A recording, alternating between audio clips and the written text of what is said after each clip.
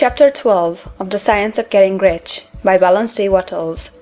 Chapter 12 Efficient Action. You must use your thought as directed in previous chapters, and begin to do what you can do where you are, and you must do all that you can do where you are. You can advance only by being larger than your present place, and no man is larger than his present place who leaves undone any of the work pertaining to that place. The world is advanced only by those who more than fill their present places. If no man quite filled his present place, you can see that there must be a going backward in everything.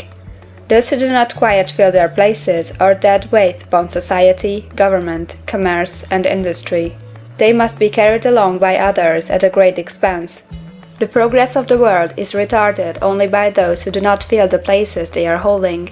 They belong to a former age and a lower stage or plane of life, and their tendency is toward degeneration.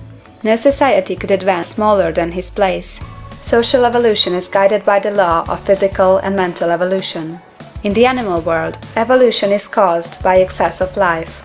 When an organism has more life than can be expressed in the functions of its own plane, it develops the organs of a higher plane, and a new species is originated.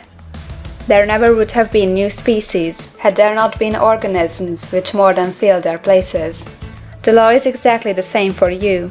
Your getting rich depends upon your applying this principle to your own affairs. Every day is either a successful day or a day of failure, and it is the successful days which get you what you want.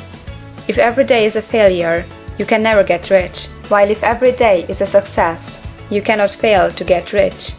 If there is something that may be done today, and you do not do it, you have failed in so far as that thing is concerned, and the consequences may be more disastrous than you can imagine.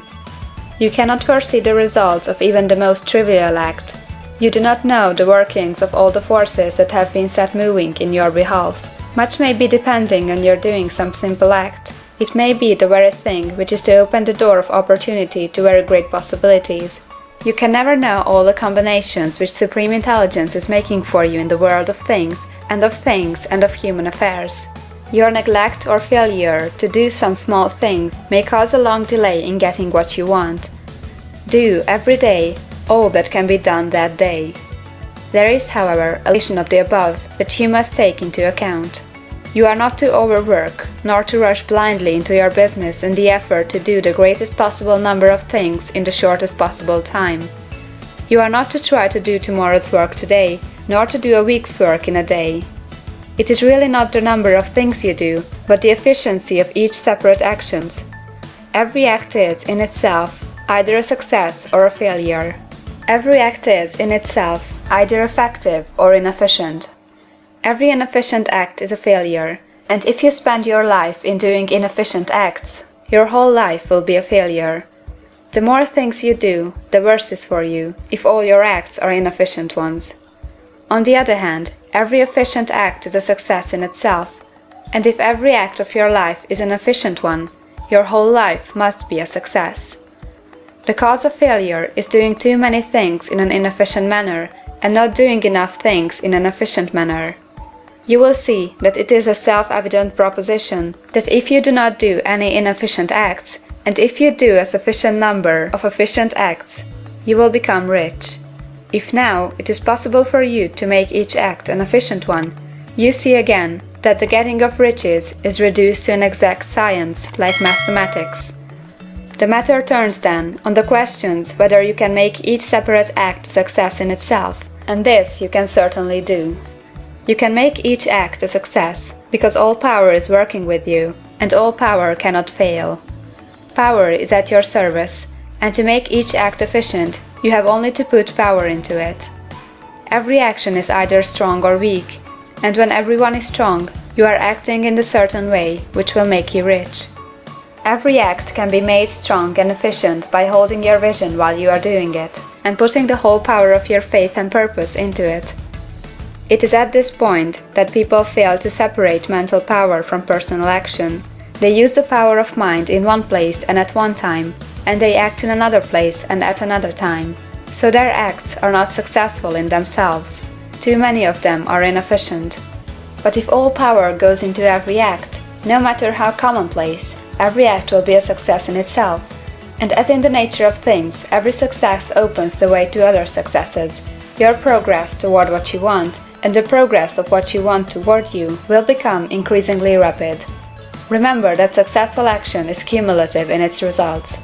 Since the desire for more life is inherent in all things, when a man begins to move toward larger life, more things attach themselves to him, and the influence of his desire is multiplied.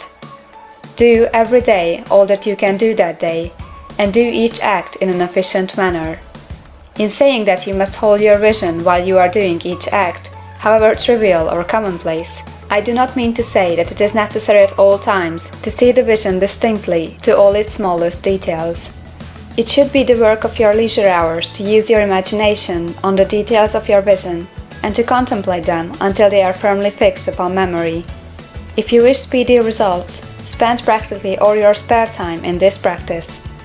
By continuous contemplation, you will get the picture of what you want, even to the smallest details, so firmly fixed upon your mind, and so completely transferred to the mind of formless substance, that in your working hours you need only to mentally refer to the picture to stimulate your faith and purpose, and cause your best effort to be put forth. Contemplate your picture in your leisure hours until your consciousness is so full of that you can grasp it instantly. You will become so enthused in its bright promises that the mere thought of it will call forth the strongest energies of your whole being. Let us again repeat our syllabus, and by slightly changing the closing statements, bring it to the point we have now reached. There is a thinking stuff from which all things are made, and which, in its original state, permeates, penetrates, and fills the interspaces of the universe. A thought, in this substance, produces the thing that is imaged by the thought. Man can form things in his thought, and, by impressing his thought upon formless substance, can cause the thing he thinks about to be created. In order to do this, man must pass from the competitive to the creative mind. He must form a clear mental picture of the things he wants, and do, with faith and purpose, all that can be done each day, doing each separate thing in an efficient manner. End of chapter 12.